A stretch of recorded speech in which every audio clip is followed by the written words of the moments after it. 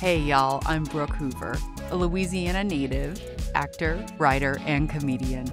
I've lost 100 pounds through diet and exercise, or shall I say, lifestyle changes. My 20-year and counting health journey has taught me that just like taking a diet pill for weight loss, body positivity doesn't magically happen overnight. I'm working on regaining my self-esteem and rekindling my love affair with Cajun and Southern comfort food in a healthier way, all the while juggling eating as clean as I can, reestablishing myself in the entertainment industry, which, as we know, is historically fat-phobic, all the while showing my inner fat girl some love. That's fat with a PH. Pretty hot and tempting. Let me tell y'all a tale or two. Oh my God, do you know who you remind me of? And I'm like, yeah, Kristen Johnson. And the person's like, no, it's the girl from Third Rock from the Sun. And again, I'm like, yeah, Kristen Johnson, she has a name. Yeah, that's her. So much so, I get this all the time, that on that Facebook doppelganger day several years ago, where you were supposed to switch out your picture with your doppelganger, your celebrity doppelganger, I put Kristen Johnson up there, and a kind of clueless, somewhat tactless acquaintance of mine writes, "Oh my gosh, Brooke, that picture of you is so good. This is the best you've ever looked." And I wrote back, yeah, because it's not me. It's Kristen Johnson. I get it. I get it. I get why I'm compared to her. We're tall and kind of like blondish. We've got like this loud, deep voice, and our cheek to eye ratio is very similar. We're bigger boned, if you will. So I get compared to Kristen Johnson all the time, but then Bridesmaids comes out and everyone's a genius because everyone's like, oh my God, do you know who you remind me of? Melissa McCarthy. And I'm like, yeah, if I had a nickel for that, then I could produce Bridesmaids too. Wouldn't that be great? I think I did hear somewhere they were doing Bridesmaids too. Then a casting director compares me to Bridget Everett. Then a plethora of people start comparing me to what if that was her nickname? Amy Schumer, aka Amer. Just kidding, Ames. So much so that I get compared to Amy Schumer. I'm assigned one of her scenes from her show Inside Amy Schumer. I think it was like from season 1, where I am portraying Amy Schumer. And I'm just like, can I stop getting compared to these women who are sandyish colored hair, women in their 40s who we're all larger. We're larger. Yes, we're larger than life, but our bodies are larger. And I've even been compared to Chris Farley, God rest his soul, when I was actually at my heaviest and at my funniest. But it's nothing against any of these actors or these celebrities, y'all. I just want people to stop comparing me to someone else. And it's like, am I only getting compared to large people because that's the only way we are seen? And I'm getting like this, not agita, what's the word, y'all? This hang up about it. This, I can't think of the word right now. Wish I could. This kind of complex. There it is. Aha. I'm getting this complex about it. Like, why am I getting compared to Bridget Everett, Amy Schumer, Melissa McCarthy? Like Kristen Johnson, I get. I've gotten that for my whole life. Chris Farley, that's a stretch. But then I start watching Bridget Everett's show somewhere, someday. Oh my gosh, what's the name of the show? The new show on HBO Max. I binged it in like 3 nights. My 2 best friends, Brian and Nick, told me to watch it, and I watched it like a crazy person. And then my friend Trudy told me to watch Life and Beth, which Amy Schumer wrote and acts in. And I already know Melissa McCarthy's work, and, I'm not that much under a rock, y'all. I'm already a fan of her. And I'm thinking, oh, wow, Bridget Everett, you're awesome. Amy Schumer, you're awesome. I never really gave them enough of a shot, I guess. And now I'm like, I want to be compared to them. I'll take it. I'll more than take it. Because they're creating their own work. They're doing their thing. They are who they are, and they don't apologize for being who they are. So I will get over the fact that I'll never be compared to Penelope Cruz or Julia Roberts or Sofia Vergara. Actually, and I want to let y'all know, if you ever meet a cop in Jersey City named Officer Vergara, do not compare her. Do not say, oh, Officer Vergara like Sofia Vergara. The officer does not like it. Don't ask me how I know this, but long story, I know it. Y'all, it wasn't other people comparing me to these actresses or Chris Farley actors that was the problem. It was my perception that was the problem. Because the people comparing me, perhaps they really just liked these people. I didn't think of it that way. I didn't think, oh, they really like Amy Schumer's work, Amer's work. They really like Bridget Everett's work. They really like Melissa McCarthy. They're not just comparing us because we're all large.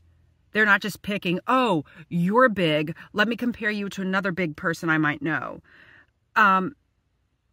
It's like, why didn't I just let myself think they're comparing you because they like these people? And I immediately went to the negative. So I immediately put that complex on myself. I was being complex about being complex, or complex about being complex, or complex about being complex. Regardless, I think when people compare you to someone, it's because comparison creates a familiarity, and that familiarity creates kind of a unity.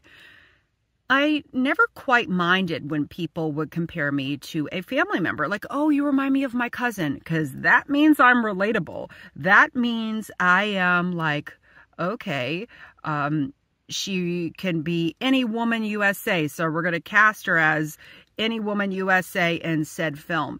No, regardless, I like making connections with people. I just don't like it when I feel like other people have control over how they perceive me.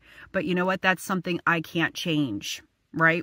That's something none of us can change, other people's perceptions about ourselves. It's how we take it in and how we receive it and how we put it back in there. Because actually I tend to compare people a lot to other people, but usually I'm comparing people with people who I know, not necessarily with celebrities. I tend to ask people for their zodiac sign a lot, and sometimes that can offend people. So just word to the wise, y'all, would just tread lightly with asking people their zodiac signs. But I'll even compare people with animals. And people who know me know that is the highest compliment you could ever have. I am obsessed with animals. I'm especially obsessed with my animals. And there was this guy in my middle school and high school, and his name was the Wells Fargo wagon is coming down the street. Anyways, his name was Matthew. And I had a dog growing up named Matthew. Beautiful, black, fuzzy Pomeranian Pickapoo mix. And I would always say to Matthew, the person, Matthew, I have a dog named Matthew. And I was genuinely excited. Like, I love my dog, Matthew. And Matthew, the person, would get ticked off at me, and he would be like, I have a 3-toed sloth named Brooke. And the way he said it made me think, oh, he's being mean to me. But the animal lover in me thought, oh, wow, sloths are pretty cool. And little did Matthew know, sloths would become like the thing several years later. But now that I have lost weight and I tend to wear my hair curly more, and I've aged a little bit, I now get compared pretty much all the time to Lolita Davidovich and Rebecca Wasaki. Wasaki, that reminds me of sake, like some wine. Ooh, hot sake would be good right about now. Actually, no, it wouldn't. It's going to be like 90 degrees tomorrow. Anyways, Lolita Davidovich and Rebecca Wasaki, they both kind of look similar. They probably had the peak of their career in their 90s. I basically, right now, I think I look like I'm stuck in the 90s. Clearly I am. And that's okay.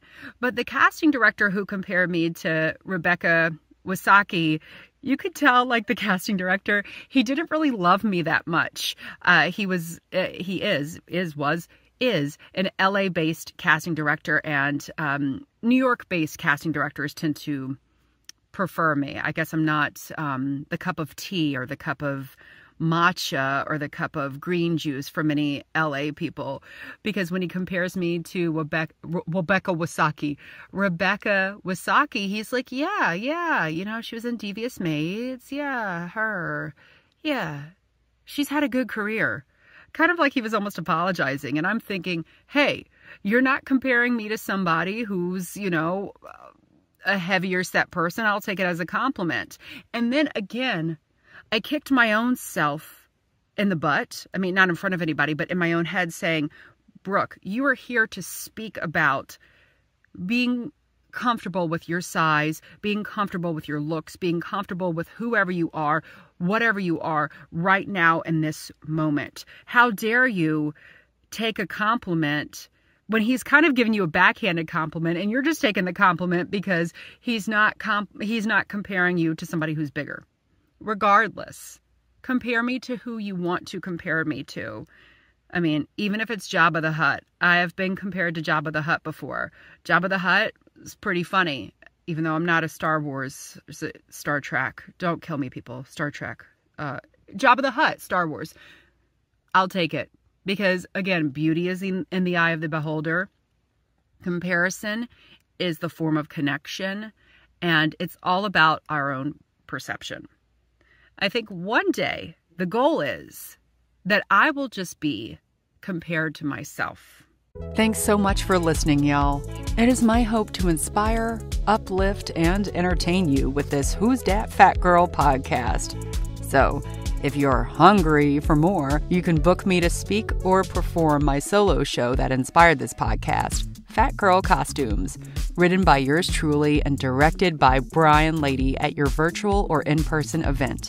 Please visit brookehoover.com/fluffybuttproductions or email me at contactbrookhoover@gmail.com for more info. And let's follow each other on Instagram. I'm at Brooke Hoover, and the O's in my name are not the letter O, they're zeros. Not because I want to be a size 0, but because I guess I'm just so clever with my late 90s Yahoo self. And if you like this podcast, which I really hope you do, please give me a 5-star rating and write a review on Apple Podcasts. And most importantly, share this with your friends, family, and other people you may know who are as fat as we are. That's fat with a PH.